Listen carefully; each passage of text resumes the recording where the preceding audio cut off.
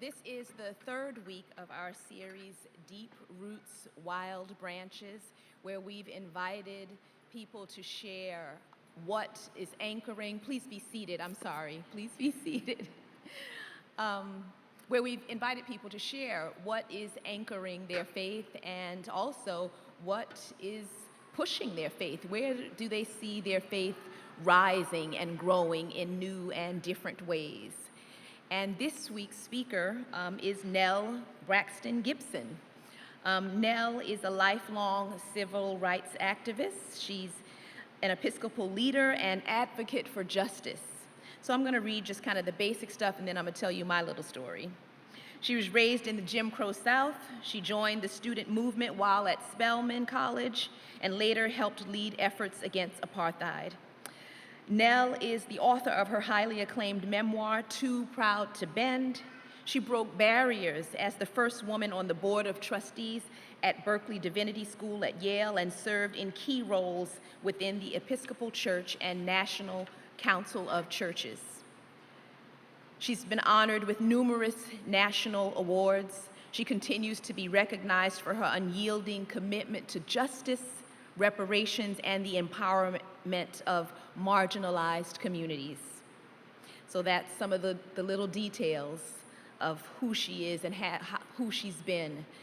I met Nell after just hearing about her. I consider myself still relatively new to the Episcopal Church, maybe 10 years in now, and hearing about someone like Nell was really important to me, to hear about a woman who'd been in the Episcopal Church, a cradle Episcopalian, as they call them, who's been here and stayed, right?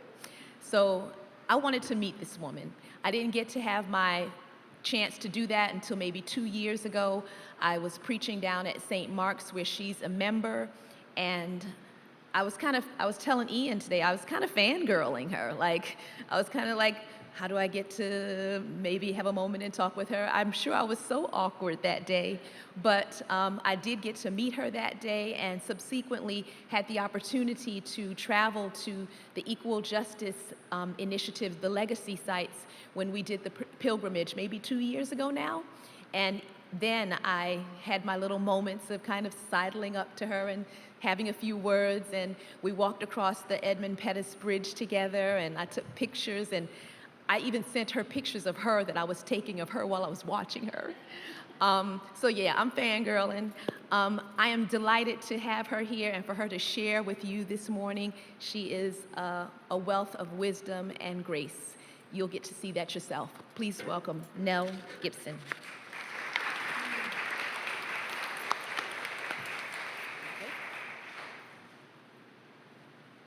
Oh, thank you so much for that beautiful introduction. I've been a fan of Leisha's too, since she was a seminarian.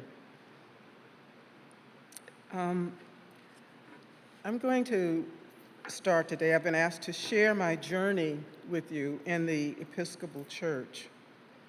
And I'd like to begin with a meditation from Bishop Steve Charleston.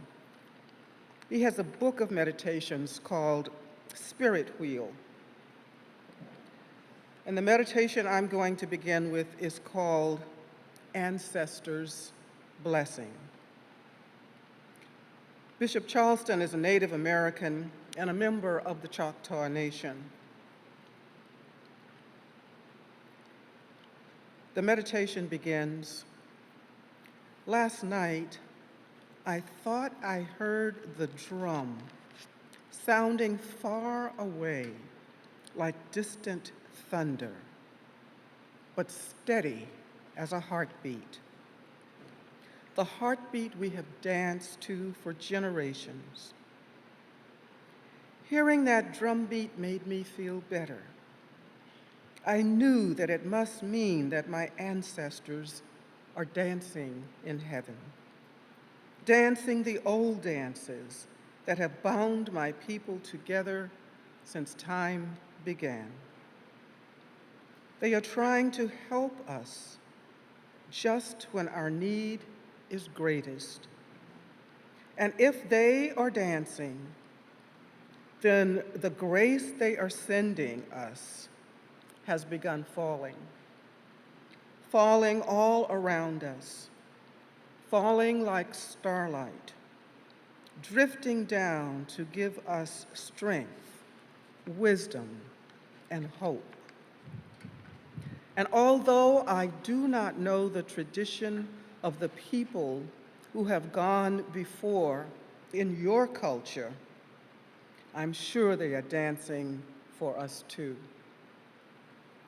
The intention of all our ancestors in these hard days is to give us their blessing. I am a cradle Episcopalian. The Episcopal Church was the only church I knew growing up in the segregated South. When I was a small child, about 9 years old, and living with my mother, father, and sister Rosemary in Daytona Beach, Florida, Rosemary and I became members of a group of young people our age called the Children's Crusade for Christ. It was formed by a woman named Rosemary Bryan, who was also my sister's third grade teacher. Mrs. Bryan was a close personal friend of Dr. Mary McLeod Bethune, the famed educator and founder of Bethune-Cookman College, an historically black college and university which still exists today. Members of the Children's Crusade for Christ learned Bible stories from Mrs. Bryan and sang hymns, many from the Baptist tradition because that was the denomination that Mrs. Bryan was a member of. And so I came to appreciate and know by heart many hymns that were seldom, if ever, sung in the Episcopal Church. You see, every Saturday morning, we children recorded a 15-minute radio show for young people like us who may not have attended Sunday school or church each week. So if they stayed at home on Sunday mornings, they could lie in their beds or gather around the radio. Few, if any, African Americans had televisions back in those days. They'd gather around the radio and listen to scripture and hymns recorded by young people their own age. And of course, we members of the Children's Crusade for Christ gathered after school several times a week to rehearse for the Saturday morning recordings. We enjoyed getting together, especially since there was little for us to do in the segregated South, with one remarkable exception. Dr. Bethune had fought long and hard with city officials to open a portion of the Daytona's long, beautiful beaches to African Americans, and she had finally won that fight. During our 15-minute program, we children shared our faith, read from scripture, and sang good old Southern Baptist hymns.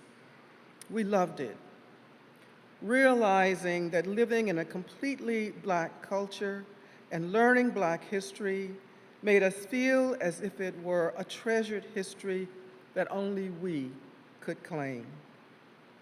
So these traditional black hymns were as treasured to us as the spirituals that we embraced.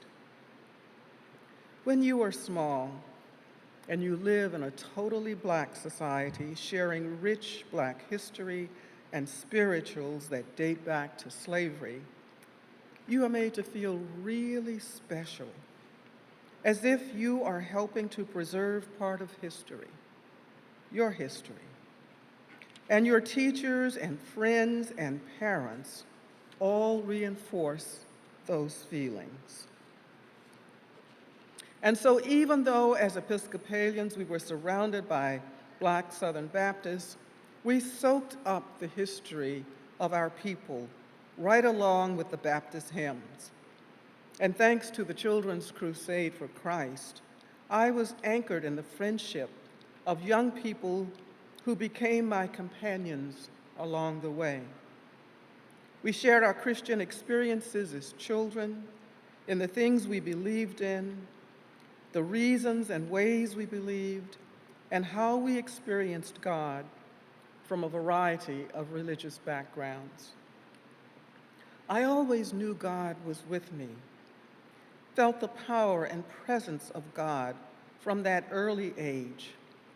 And as I got older, I began to learn to listen to God's voice, to pray in a more conversational voice when I spoke with God. And I somehow came to believe, perhaps through the Black Jesuses, the pictures I saw in the Baptist churches of my friends, that God wasn't a white man with long, straight hair. As a matter of fact, growing up on the college campus of Bethune-Cookman, where my parents taught, and where my sister and I spent long hours as children with Mrs. Bethune, she wasn't a doctor at that time, I used to wonder if God really looked like her, a wise Black woman with snow white hair and loving eyes.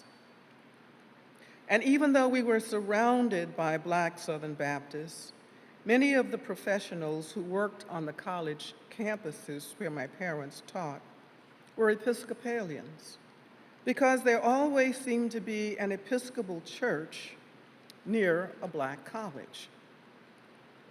The cadre of young people led by Mrs. Bryan were what anchored me in my faith from a very early age.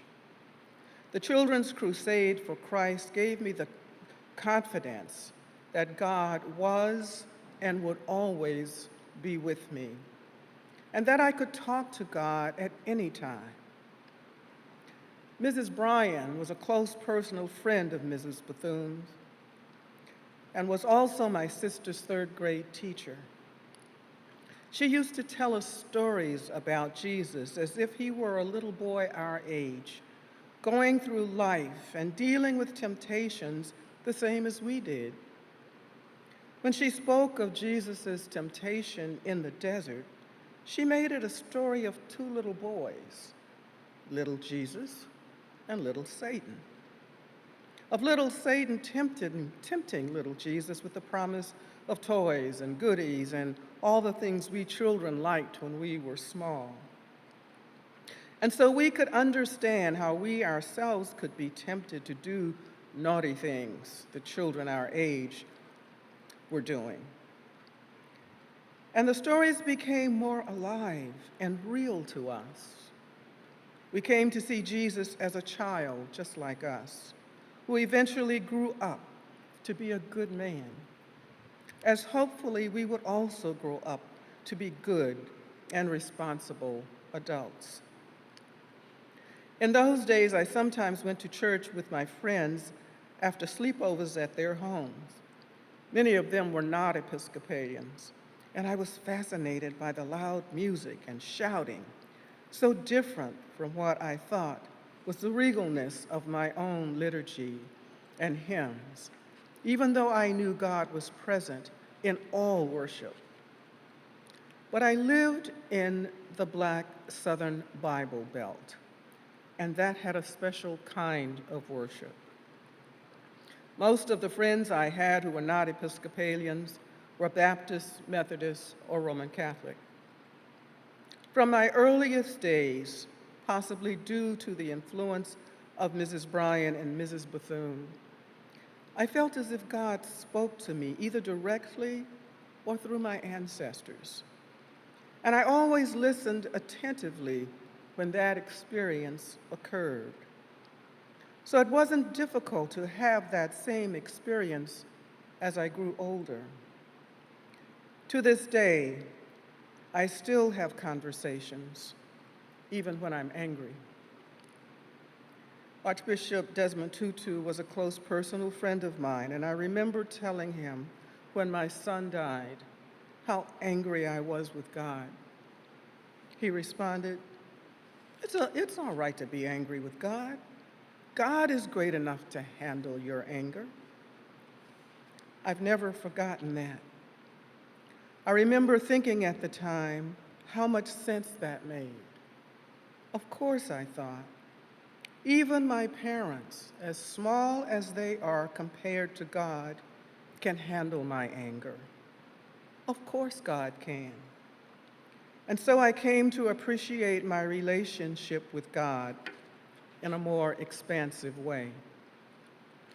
I also began to listen for and appreciate God's voice when I heard it, and to separate God's voice from the other voices that spoke to me from time to time, to learn to be quiet and listen for that still, small voice of God. It so often reassured me. I began to recognize God's voice when I said yes to things and then wondered why I had said yes, especially if the yes was to something challenging or something that felt very scary. Why in the world did I say yes without thinking, without considering? To this day, at times, if it is a big enough ask, I will say yes. But other times I may ask, may I have some time to pray about it? At those times, I need to see if my saying yes is really God pushing me to be brave, to trust, to believe that I'm really being called to this particular action.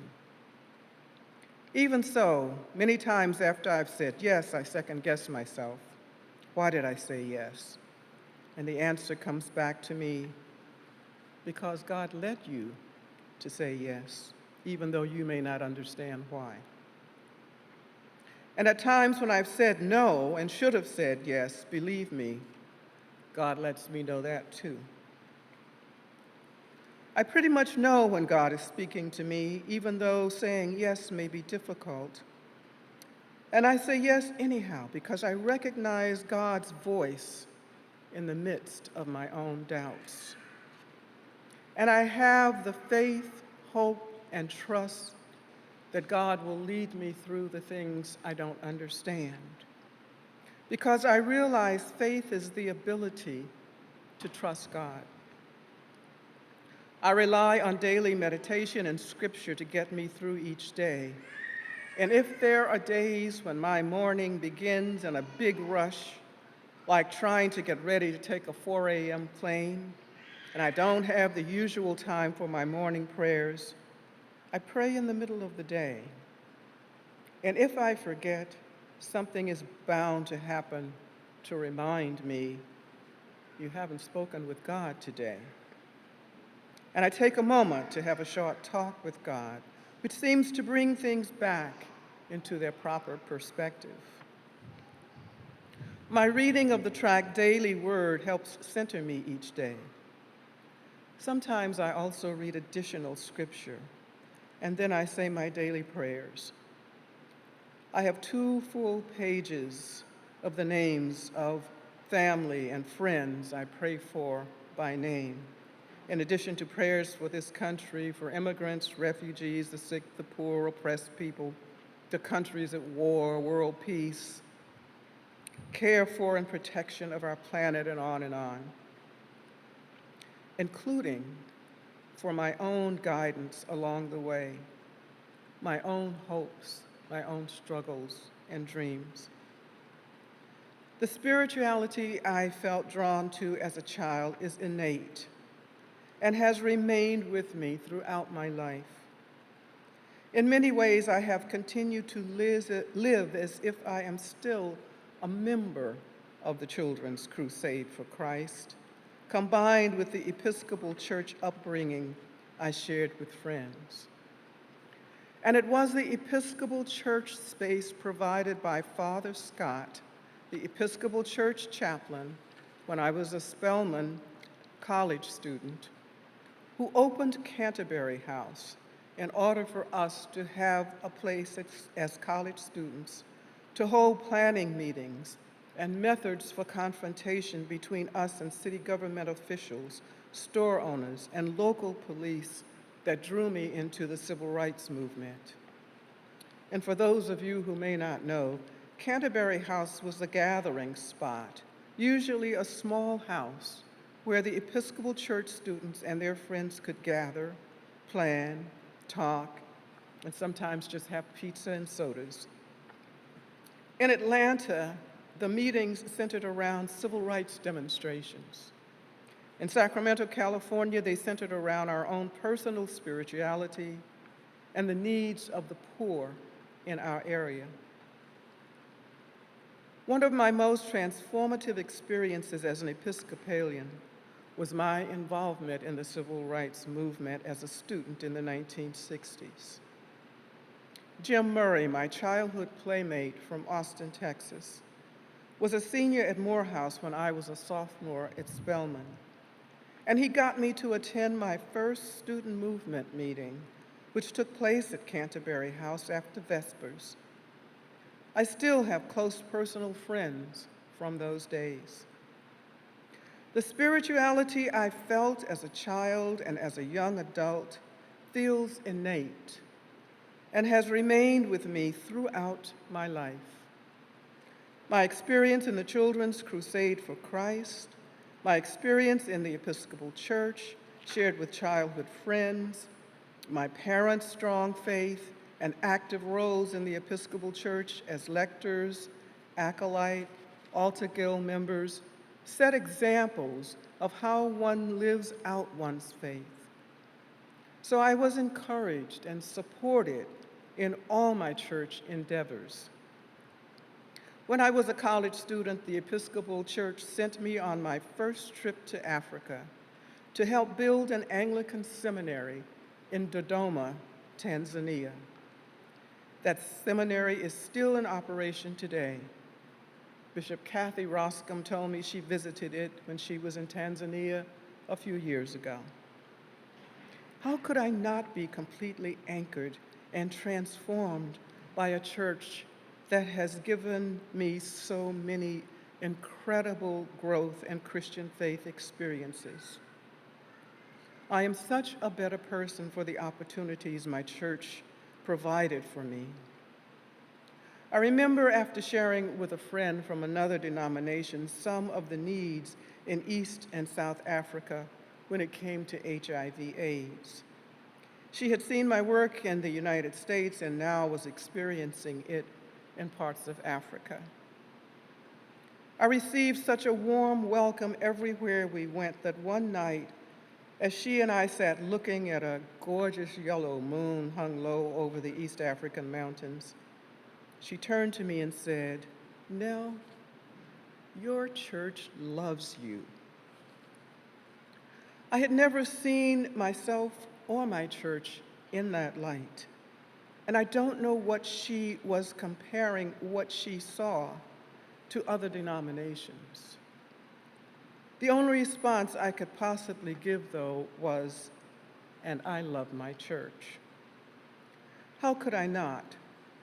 My church has afforded me so much growth through so many opportunities.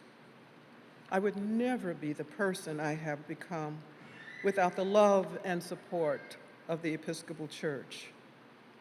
Through it, I have been able to grow, to accept differences, appreciate all kinds of people and all circumstances, traveled through war zones of Nicaragua and Namibia with bishops who protected me from danger, sleep inside a small shelter during a raging war while the women of that shelter slept outside where soldiers were dropping their spent rifle shells, to be protected by members of my church community in that dangerous situation and other situations like it throughout the Anglican communion that I have come to travel to many parts of the world where the Anglican communion welcomed and took care of me.